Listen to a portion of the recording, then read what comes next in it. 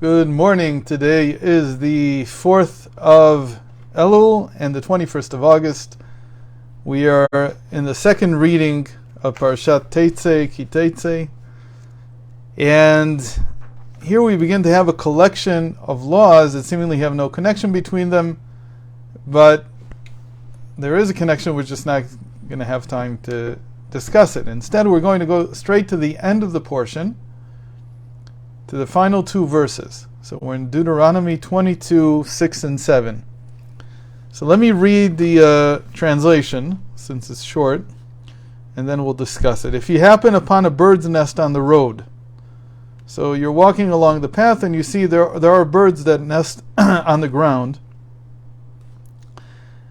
or on any tree, and inside the nest are chicks or eggs, and you'd like to take them for yourself. If the mother is brooding upon the chicks or upon the eggs, you must not take the mother when she is sitting upon her young. So you can't take both at the same time. Rather, you must first send away the mother once. Here he added the word once, but you need to send the mother away, and then you may take the young for yourself. You may take the sons for yourself, is the literal meaning, literal translation of the words, in order that it should go well for you and that you should live long. So this is one of the few times that the Torah tells us the reward for keeping a commandment. In this case, it's Neman yitavlach, it should go well for you, v'arachta yamim, and you should live a long life. On the face of it, it's a nice environmental law. There are similarities between this and not slaughtering a cow and her calf on the same day, or a bull and his offspring on the same day. There's a number of laws, and altogether we usually discuss in Chassidus 13 different laws that have to do with having compassion on animals. And this seems to be one of them. But if you remember, we said that actually the book of Deuteronomy is the deepest in terms of its treatment of the heart. It's actually all the commandments that have to do with the heart appear in this book, and everything else sort of follows suit. So this mitzvah, when you analyze it, you don't need to go too deeply into it, you realize that this is talking about maybe one of the most crucial elements in human psychology. And the way to discuss this, in short, we're going to have to do it in 10 minutes, and we actually have a whole course in the nefesh.org that's dedicated to this, which is called Understanding and Rectifying the Ego. Life always has ups and downs. And to navigate those ups and downs, what most people do is they use the following strategy.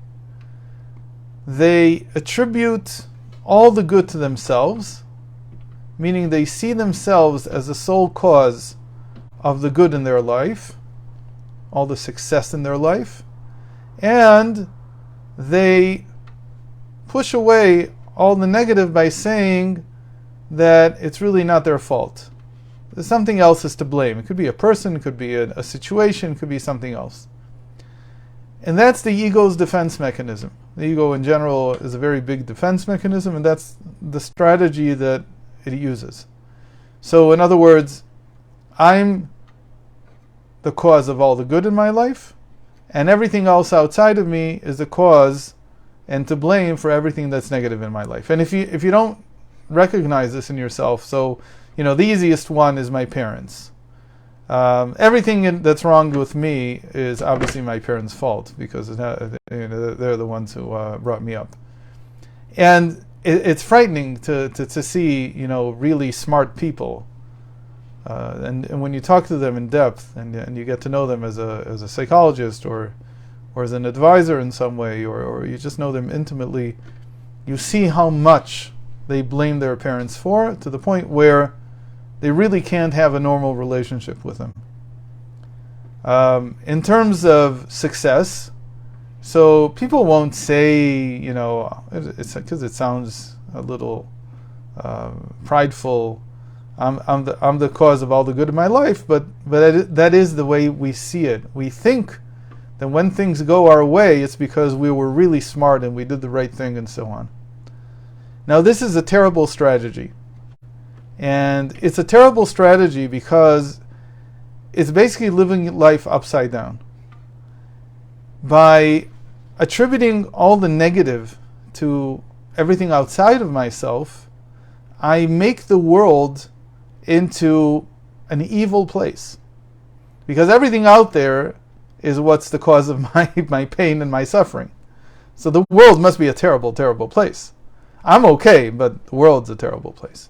And so you become both a victim of the world and, more importantly, the way we say it in Chassidus, is you eternalize evil.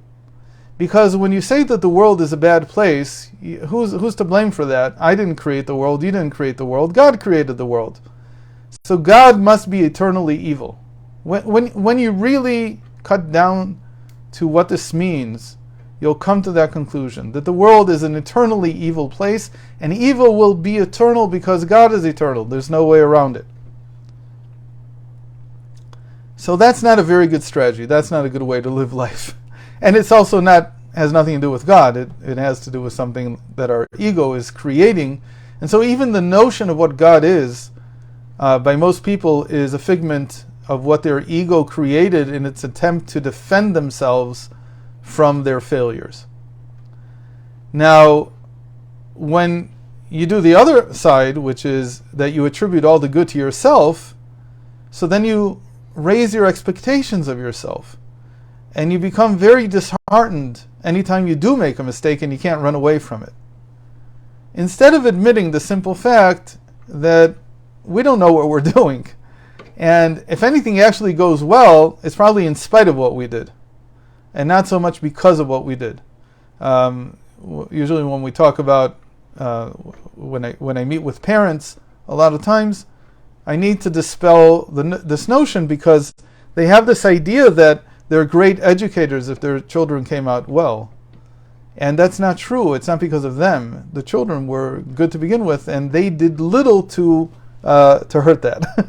They didn't ruin it, probably, is the most they can say about themselves. So this is a bad strategy on both sides. So the first cornerstone of all Hasidic psychology is you have to switch it around, exactly opposite. And the exact opposite is to understand that if anything goes wrong, you're the one responsible for it, solely responsible. But that's okay, because you're not perfect. You just have to accept that. You have to accept that but you've also done something very important, which is you've stopped being a victim, because there's nothing on the outside that's pushing you towards disaster. There's nothing on the outside that wants you to fail. It just happens to be that you didn't do things right, and you have many failures inside, and okay, so they manifest themselves in how your life, the way your life looks. And as Maimonides says in the Guide to the Perplexed, 95% of the problems that people have, they cause themselves. Then he says there's about 4% that was caused by other people, meaning by society, and 1% by nature. So it really is mostly you. So that's the first thing. And now the world can be a really good place, because God is good and the world is good, and if anything went wrong, it was my fault. The other side of it is that when I attribute the good to God, first of all, I understand what God is. That's a good idea, to understand that God is good, and that's why we call him God, in English at least. But more importantly, we make the good eternal. Because whatever is good in the world is God's doing. And so it's not just something fleeting and passing. So for instance, if I gave charity, because it's a commandment, and I say, God gave me the money to give this money to charity. I'm not the one who did it. He's the one who set everything up for it. It makes my good actions eternal. because now I'm attributing the cause to God himself. So that's the rectification of the entire problem with the ego. There's a lot more to say about it. I'm just saying it in a nutshell. But now let's come to our commandment. This commandment is actually saying that. If we look at the 4 letters of God's name, so from top to bottom, one of the major correspondences that we use is father, mother, sons, and daughter. The first letter, the Yud, the wisdom, is the father. The second letter, the Hey, the understanding, is the mother. The Vav, the third letter, represents 6 sons or 6 attributes of the heart. And then the final Hey represents kingdom or the daughter. So in our commandment we have the mother and the sons. Who is the mother? The mother is the understanding. It's the mother figure. It's the Hey. And the sons are the Vav. Another way another very important correspondence is that the Hey, the first Hey, corresponds to what we call cause and effect. The Vav represents, the sons represent our success. Our sons are our success in the world.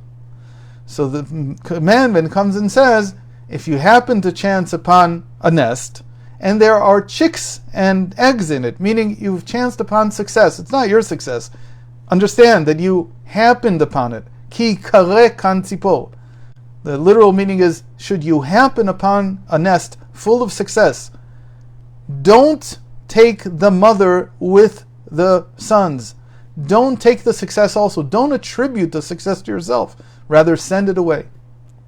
What does it mean, send it away? So you can think about the images, like I'm sending the mother bird, I'm sending the cause back up to heaven. And I'm saying, it was God who was responsible for my success.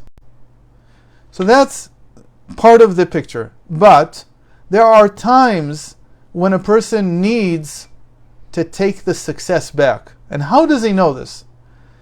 Because it says, what happens, there's a lot, the Talmud discusses this situation, and it happens a lot. What happens if after you sent the mother bird away once, she returns? If she returns, you do not have to send her back again. You do not have to make her fly off again. You can take her.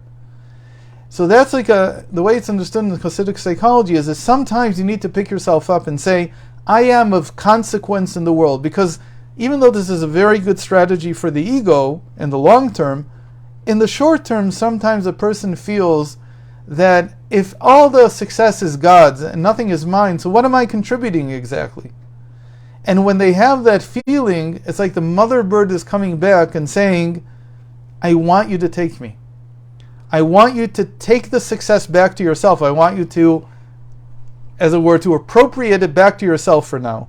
Because you need it at the moment not to despair of having no consequence and having no role in the world. So there are times when the success comes back to you and you say to yourself, wait a minute, what have I done in my life? And then you start saying to yourself, well, I did this, and I did this, and I did this, and I did this, and you feel better. And you say, those are moments when you take the mother bird back. But you don't have to keep her. The halacha says that even though you're allowed to take her back, you don't have to, and you can send her back away. So the whole idea would be that I would send the mother bird away after I feel better. And then I can go back to my higher consciousness where I realize that all the good that's in the world is really caused by God and making it eternal. And that's the type of world that I really want to live in. So thank you very much for joining today. And we'll continue tomorrow. Just a second.